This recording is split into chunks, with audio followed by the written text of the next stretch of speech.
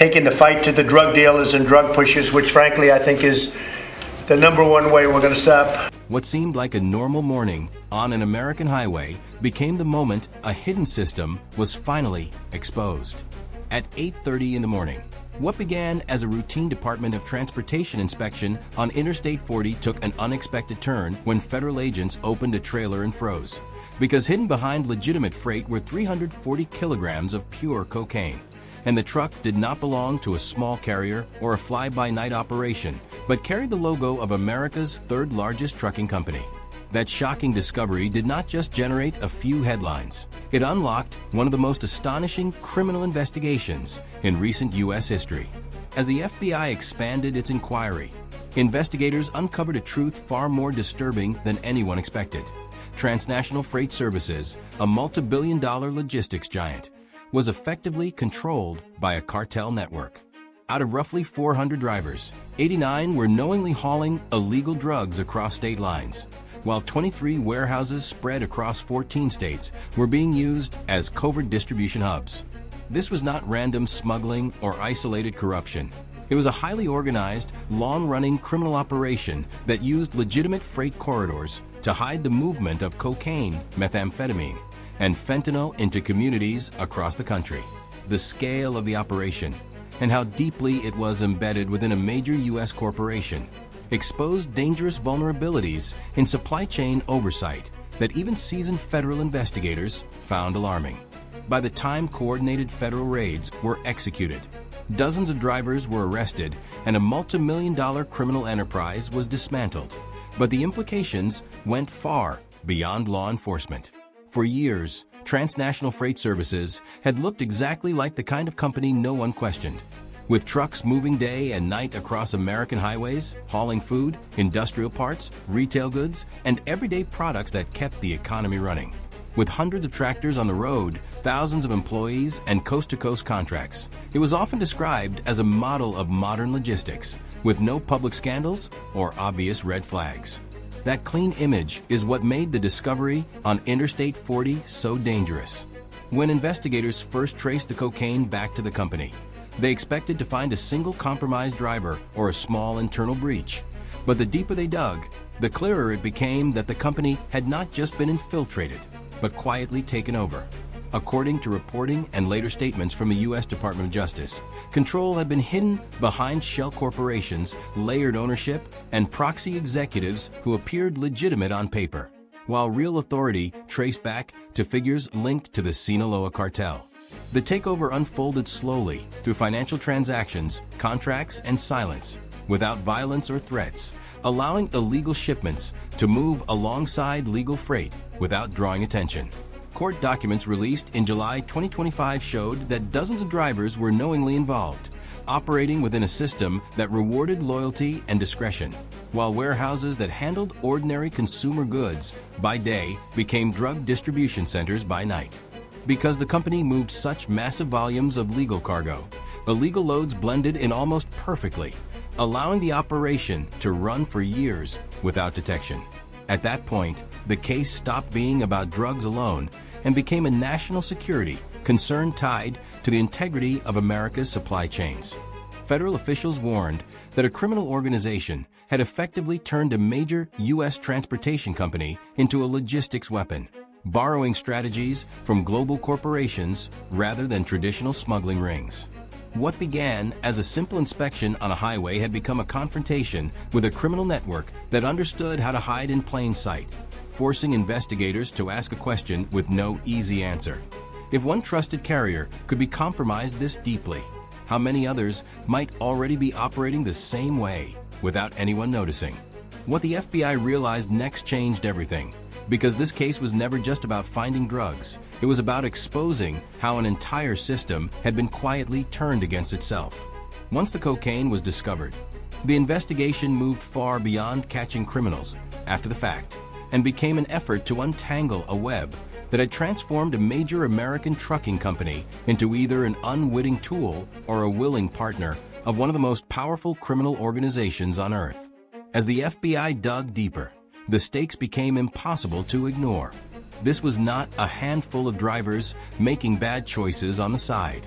Nearly 1 out of every 4 drivers in the company had crossed into organized crime, and dozens of logistics centers had been repurposed into silent distribution points for illegal goods. A level of infiltration that shattered traditional assumptions about how modern smuggling works. To the public, a trucking company simply moves freight from point A to point B. But what agents uncovered was a hidden logistical battlefield where normal freight corridors had been converted into arteries, feeding a nationwide illicit empire. That realization forced investigators to rethink everything and push the case in a direction far bigger and more complex than they had ever anticipated. The next question was unavoidable. If this was a coordinated network and not random smuggling, how were massive quantities of drugs moving across the United States without anyone noticing? The answer was unsettling in its simplicity. There were no dramatic chases, no violence at the border, no chaos. According to reporting by AP News and later confirmed in federal court filings, the drugs entered quietly through El Paso, Texas, concealed within the same commercial supply lines that move ordinary goods every day. To customs systems and freight databases, the shipments looked routine, logged, cleared, and waved through just like thousands of others.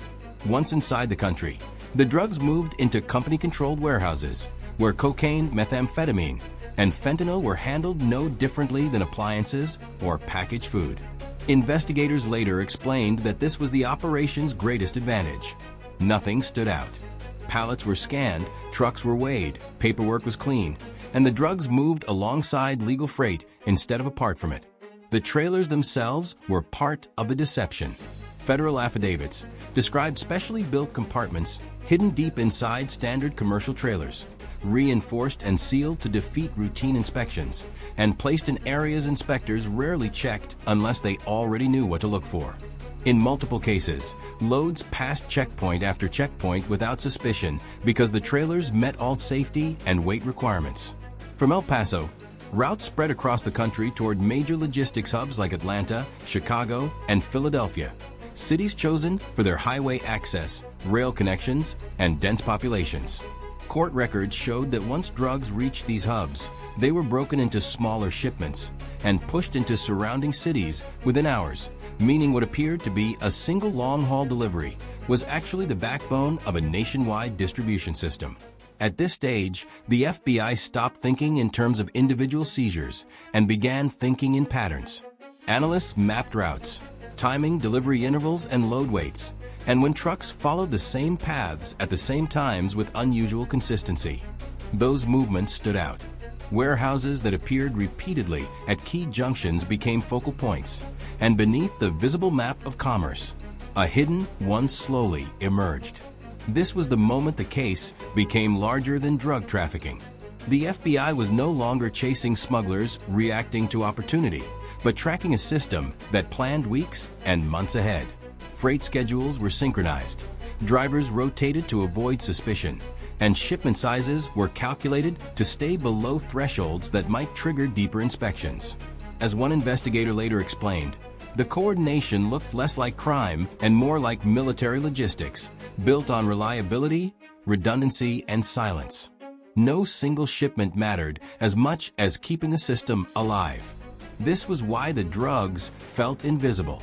They were not hidden in darkness. They were hidden in the flow of everyday commerce. By the middle of the investigation, federal authorities understood that stopping individual loads would never be enough. The real target was the architecture behind them. Every GPS ping, every timestamp, every financial transfer became intelligence. The goal shifted from intercepting drugs to exposing how a criminal organization had learned to operate like a corporation inside the American economy. And once that reality set in, the FBI faced its most dangerous challenge: how to shut down a system this deep without alerting the people running it. Speed became the enemy. According to reporting and DOJ filings, investigators deliberately slowed down, allowing the operation to continue for years while they watched, because moving too early could have collapsed the network before its full scale was revealed. Subpoenas were quietly issued, records compared, GPS data layered over months, and undercover operatives blended into the edges of the logistics world to observe routines rather than disrupt them. Wiretaps were approved only when links were airtight, because one mistake could erase years of work overnight.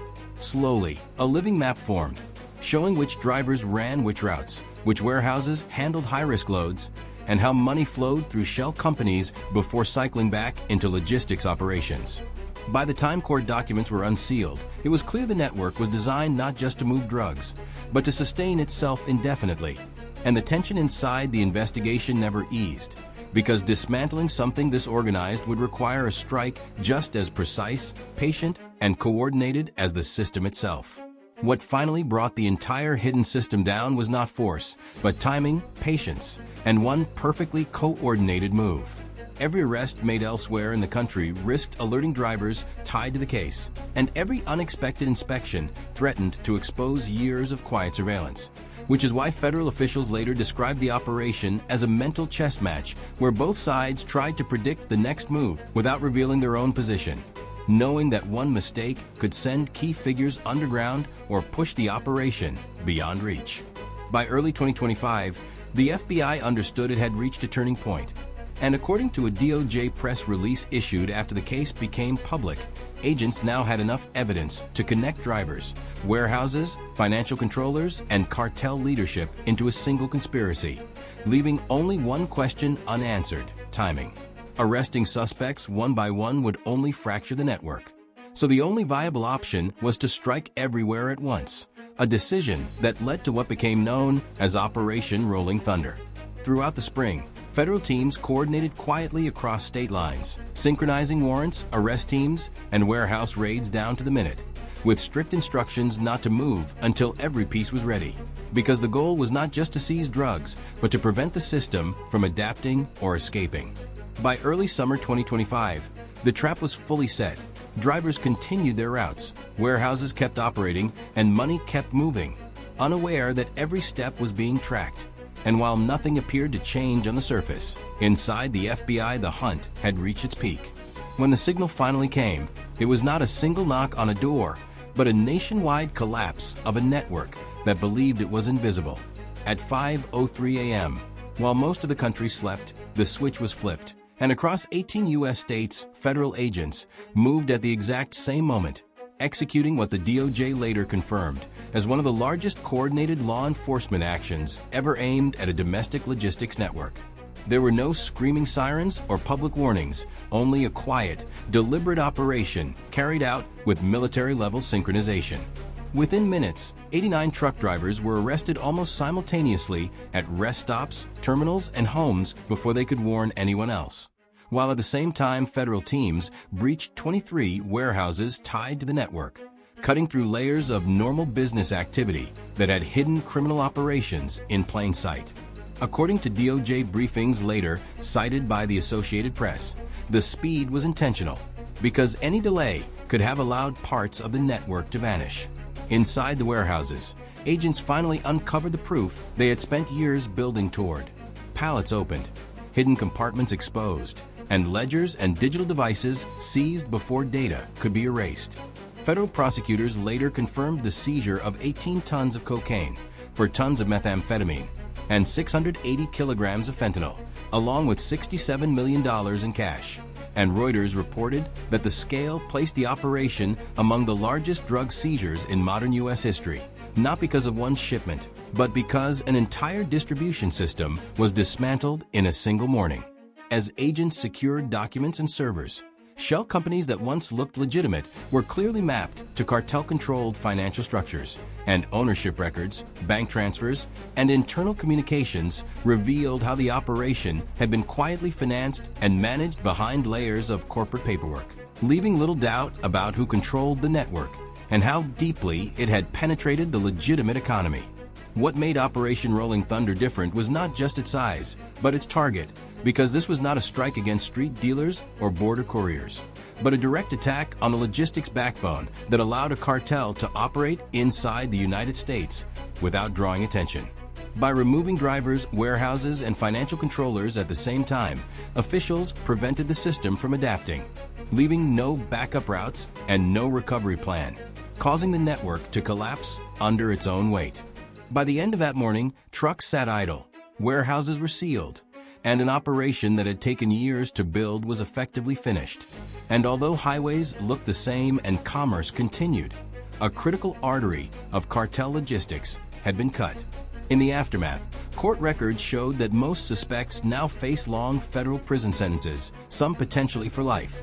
The company at the center collapsed into bankruptcy, its assets sold off and its brand erased, and prosecutors described the network as dismantled beyond repair. In the months that followed, long-haul drug trafficking through commercial trucking dropped sharply. Oversight increased nationwide, and lawmakers moved to tighten controls on corporate acquisitions. The lesson was clear and unsettling.